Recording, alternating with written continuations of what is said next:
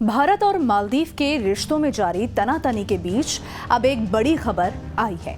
मालदीव से आई media reports के मुताबिक प्रेसिडेंट मोहम्मद मोइजू ने भारत से मालदीव में मौजूद भारतीय सैनिकों को 15 मार्च तक वापस बुलाने के लिए कहा है। मीडिया रिपोर्ट्स के मुताबिक मालदीव में इस वक्त 88 भारतीय सैनिक मौजूद हैं। खबर में बताया गया है कि पिछले महीने COP28 की मीटिंग के दौरान भारत के PM नरेंद्र मोदी के साथ हुई मोइजू की मुलाकात के दौरान भारत इन सैनिकों को वापस बुलाने के लिए एक हाई लेवल कोर ग्रुप बनाने के लिए तैयार हो गया था। इस ग्रुप में मालदीव के साथ भारतीय हाई कमीशन के अधिकारी भी शामिल हैं।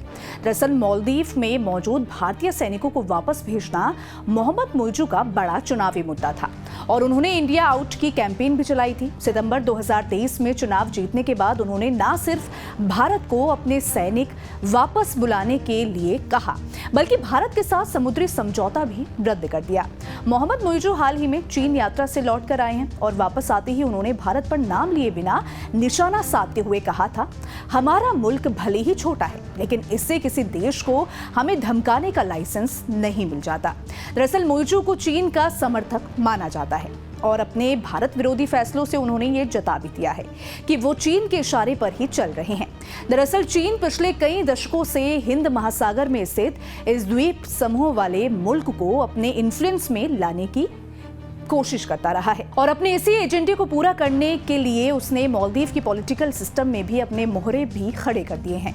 मालदीव में अपनी पसंदीदा सरकार बनवाने में चीन को पहली कामयाबी 2013 में मिली, जब चीन के अब्दुल्ला यामीन ने भारत के दोस्त मोहम्मद नशीद को चुनाव में मात देकर सत्ता संभाली थी। साल 2013 से 2018 तक यामीन के 5 साल के शासनकाल में भारत के साथ मालदीव के रिश्ते बिगड़ने लगे, तो वहीं से चीन ने इस मुल्क के कई प्रोजेक्ट्स में भारी इन्वेस्टमेंट किया। 2014 में चीनी प्रेसिडेंट शी जिनपिंग ने मालदीव का दौरा किया और कई समझौते पर दस्तखत किए हुए। इसके बाद यामीन की सरकार ने अपने लामो एटोर द्वीप से नागरिक आबादी को हटा लिया और चीन के फौजी अड्डा बनने की भूमिका तैयार हो गई। हालांकि 2018 में भारत समर्थक मोहम्मद सोलिह की सत्ता आ गई और मालदीव चीन के बजाय एक बार फिर से भारत के करीब आ गया। लेकिन पिछले साल हुए चुनाव में मोइजू की जीत के साथ ही चीन को मालदीव में अपने खेल फिर से खेलने का मौका मिल गया। दरअसल हिंद महासागर में मालदीव की लोकेशन ने, मालदीव की इसी खासियत ने उसे चीन का चहेता भी बना दिया। हिंद महासागर एक ऐसा इलाका है जहां की बादशाहत इंडियन नेवी के हाथ में है। चीन को हमेशा ये डर रहता है कि अगर कभी भारत के साथ युद्ध होता है तो इस इलाके में इंडियन नेवी बड़ी नाकेबंदी करके चीन के व्यापार को ठप कर सकता है। लिहाजा चीन किसी भी सूरत में हिंद महासागर में अपने फौजी अड्डे बनाना चाहता है। इसी कवायद के तहत चीन ने अफ्रीकी देश जिबूती में अपने नेवल बेस बना लिया है।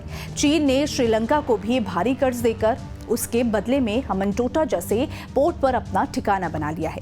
वहीं चीन पाकिस्तान में अपने प्रोजेक्ट CPEC के तहत कई बिलियन डॉलर्स खर्च ग्वादर बंदरगाह को डेवलप कर रहा है। यही नहीं, मालदीव के नजदीक डिएगो गार्सिया में अमेरिका और ब्रिटेन का नेवल बेस मौजूद है। रियूनियन द्वीप में फ्रांस का ओवरसीज बेस मौजूद है। यानी इतने अहम इलाके में चीन किसी भी सूरत में अपने नेवल बेस बनाना चाहता है और इसीलिए वो मालदीव पर कई सालों से डेरा डालना चाह रहा है और अब शायद उससे कामयाबी मिलती दिख रही है। इस खबर को लेकर आपकी क्या राय है, कमेंट सेक्शन में जरूर बताइएगा। वीडियो पसंद आए तो वीडियो को लाइक शेयर करना ना भूलें। धन्यवाद।